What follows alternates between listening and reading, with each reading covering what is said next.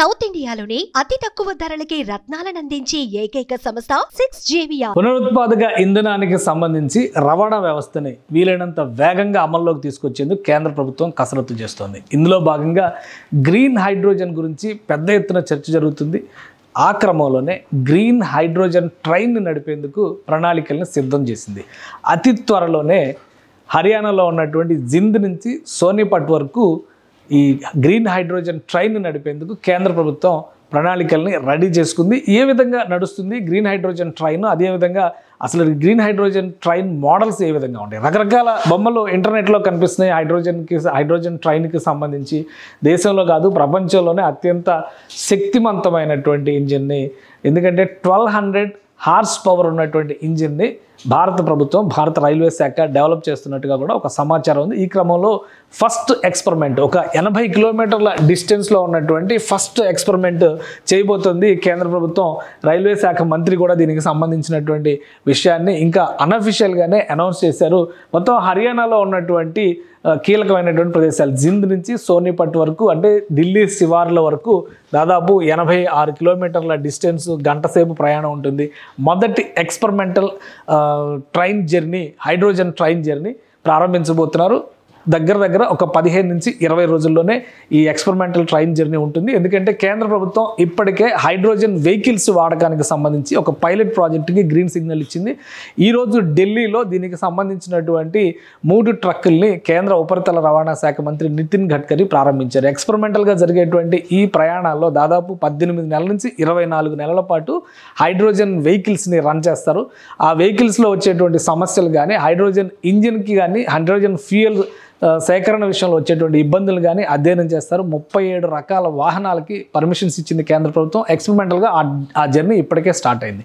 దీంతో ఈ train journey పైన కూడా ఫోకస్ మొదలైంది. ట్రైన్ జర్నీ అతి త్వరలోనే ప్రారంభమవుతుందనేటువంటి సంకేతాలని కేంద్ర ప్రభుత్వం ఇచ్చింది. ఈ జర్నీకి సంబంధించినటువంటి విధి విధానాలను, విశేషాలను కూడా వివిధ అంశాలకు సంబంధించినటువంటి మాధ్యమాల్లో, ట్రైన్ టెక్నాలజీకి సంబంధించినటువంటి అంశాల్లో కూడా పంచుకుంటున్నటువంటి పరిస్థితి ఉంది. ఏ విధంగా ఉండబోతోంది మన రైలు, దీనికి సంబంధించి నమో రైల్ అనేటువంటి పేరు కూడా దీనికి పెట్టారనేది ఒక ప్రధానమైనటువంటి ప్రకటన.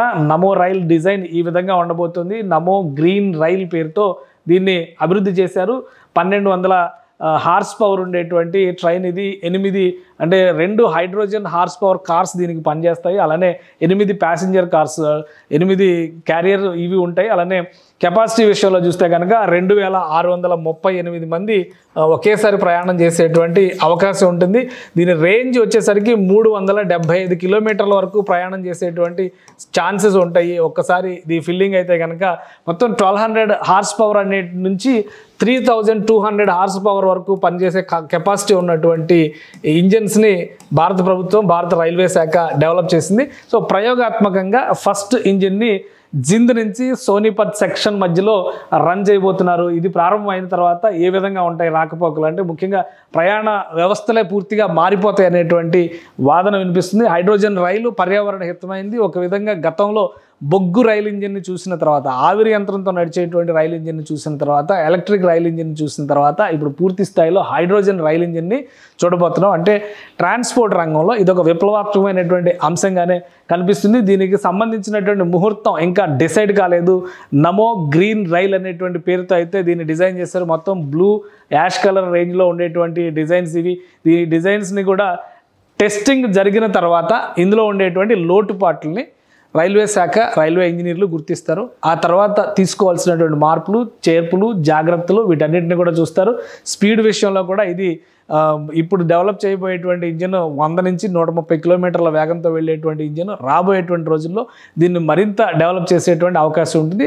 ఈ గ్రీన్ హైడ్రోజన్ ట్రైన్ కనుక మన దేశంలో ఎక్స్పెరిమెంటల్గా ప్రారంభమైతే ఈ ప్రయోగం చేసినటువంటి అతి కొద్ది దేశాల్లో భారతదేశం కూడా ఒకటిగా మారుతుంది.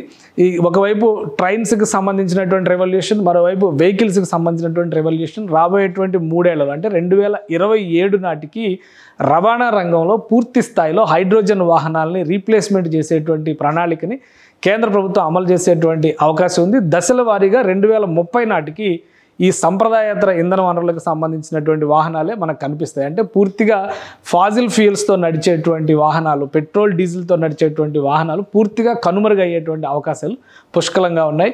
ఇప్పటికే రోడ్డు వ్యవస్థ పైన ట్రక్కుల పైన ప్రయోగాలు మొదలుపెట్టినటువంటి కేంద్ర ప్రభుత్వం అతి త్వరలోనే ఈ ఎక్స్పెరిమెంటల్ గ్రీన్ ట్రైన్ని ప్రారంభించబోతుంది. సుమన్ టీవీలో మీ పర్సనల్ అండ్ బిజినెస్ ప్రమోషన్స్ కోసం కింది నెంబర్కి కాంటాక్ట్ చేయండి.